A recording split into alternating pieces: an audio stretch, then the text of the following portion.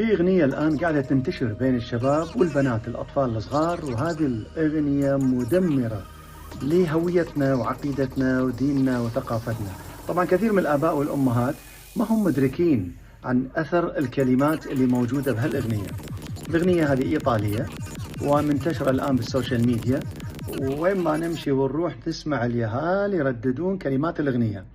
أنا ترجمت الكلمات وبقولها لكم، وشوفوا الكلمات كيف إن هي مدمرة للقيم والأخلاق. طبعا تبدي الأغنية أكو كلمة ما أقدر أقولها صراحة في وصف الله عز وجل. الأغنية قاعد تصف الله عز وجل معاذ الله بنوع من أنواع الحيوانات. طبعا الأطفال يرددون هذه العبارات، سواء يعرفون إيطالي ما يعرفون إنجليزي ما يعرفون، قاعدين يرددون يصفون الله عز وجل ومعاذ الله عن هذا الوصف بنوع من أنواع الحيوانات. بعدين الأغنية تكملتها تقول: كنت ألعب فورتنايت مع ابني وفجأة جدتي قالت أورنيلا نادي الأولاد. بعدين يطلع مثل تمساح يطير وشايل قنبلة، وهذا التمساح في الكلمات الأغنية تنقال كلمة أطفال غزة وأطفال فلسطين. بعدين الكلمات تقول: إحنا لا نؤمن بالله ونحب القنابل. بعدين الفقرة الثالثة يصير نوع من أنواع الأصوات الطبول، وهذه الطبول لما أنا بحثت فيها طلع هذا الطبل يستخدم في ماليزيا وفي أندونيسيا، خاصة في شهر رمضان.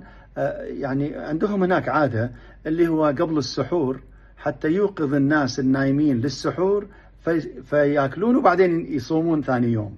فالطبول هذه نفس الطبول مستخدمة في الأغنية. وبعدين في كلمات تقول سحور، السحور إذا ما صحيت على النداء الثالث المخلوق، طبعا المخلوق راح يجي لبيتك. طبعا شنو هو المخلوق؟ انتم لو تشوفون الأغنية فيها حيوانات غريبة وفيها أشكال. الغريب في الموضوع أن الأطفال الحين قاعد يرددون هذه الأغنية وصايرة الآن ضاربة ترند. وبقول لكم معلومة علمية وفق الدراسات والأبحاث في موضوع الغناء: إذا الطفل ردد الأغنية، أي أغنية، أكثر من 10 مرات ترسخ كلمات الأغنية ومشاعر الأغنية في عقله اللاواعي، فيصير هو يمشي ويردد الغناء من حيث هو لا يشعر. وإذا الأغنية فيها مشاعر معينة، يعني مثل الأغنية اللي قاعد أقولها لكم هذه فيها ضحك وفيها وناسة وفيها مشاعر فرح ونكت، فياخذ المشاعر ويكتسبها. فلما نتكلم عن تربية الأطفال احنا ما نتكلم والله تعالوا بس علموهم قيم ولا كلموهم، لا، جزء من التربية وهذه مسؤوليتنا أن نحافظ على عقولهم ونحافظ على نفسيتهم. فهي التربية مو معناته أني أنا أعلم الأخلاق والقيم والصدق والشجاعة والوفاء والإخلاص، هذا نوع من أنواع التربية، لكن من معاني التربية أني أحفظ عقله وأحفظ نفسيته.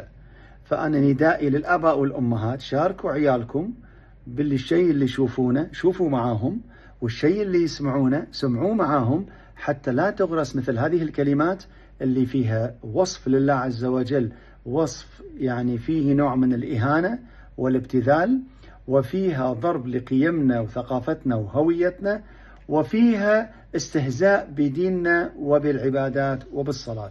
فهذا جرس انذار لابد أن ننتبه له، وإحنا قاعدين نربي عيالنا وعايشين في هذا الزمن اللي السوشيال ميديا قاعدة تتحكم في كل شيء فيه.